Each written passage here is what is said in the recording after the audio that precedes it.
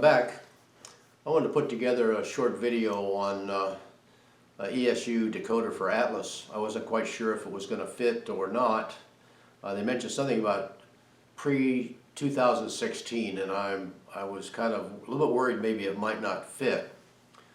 So I ordered one, and we're going to have success with it, but I ruined a Digitrax decoder, and I picked this one up to replace it. So let me show you what I did wrong, and we'll get this one installed and look at a couple other locomotives that may or may not go into, and we'll go from there. So here we go. Here's the Atlas. This is a -8-40, and it was having a little bit of hesitation on the track someplace. I was trying to work with the Keep Alive system, and I either melted off or pulled the trace off the little soldering pad. So the decoder is basically ruined. So we ordered the ESU unit. That's a 58-751, and looking at it, it does look like it's going to fit correctly. It can replace the Digitrax unit, and I'll write that Digitrax number down for you. But I got looking at one of my other locomotives that has the Atlas. Basically the frames are the same. This is actually an ESU, but it's the version 4 model from ESU.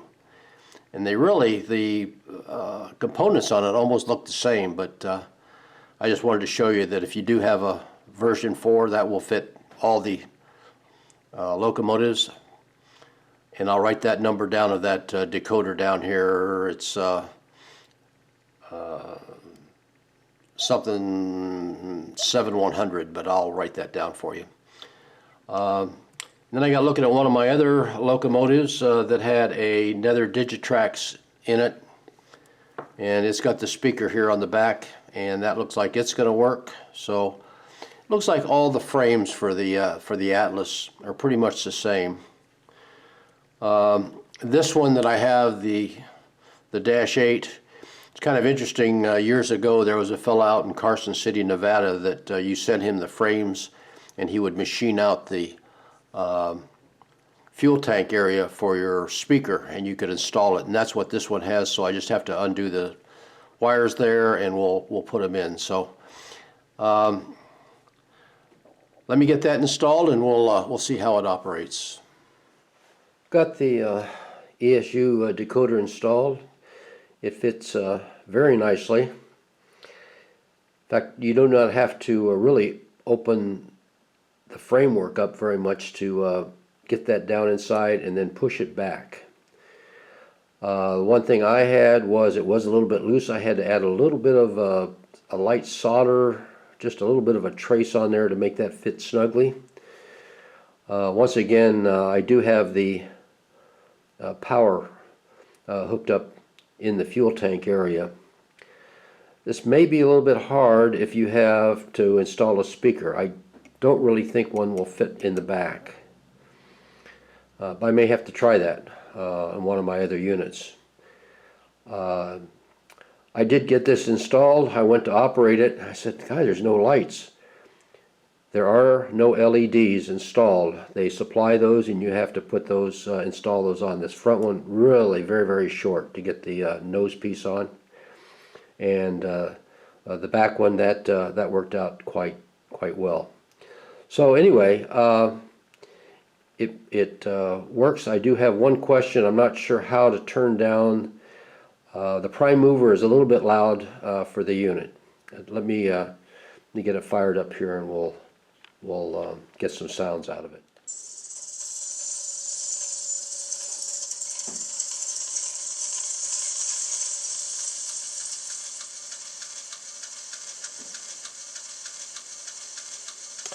Uses kind of a soft, just slightly yellow light for front and rear.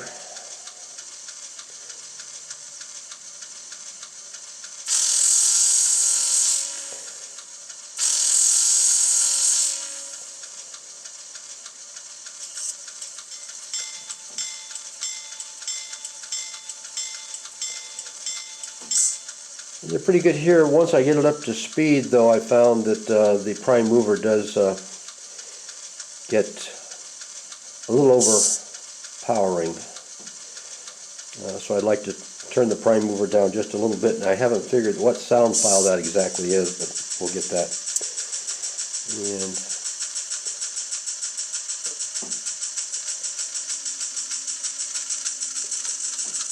starts off nice and smooth.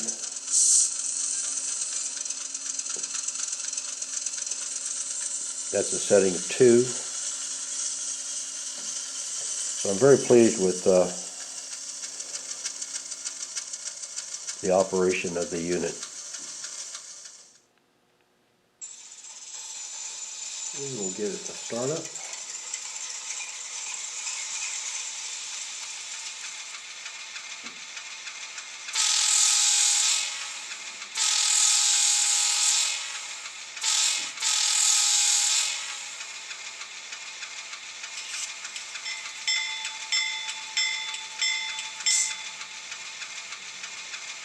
Here's step 1,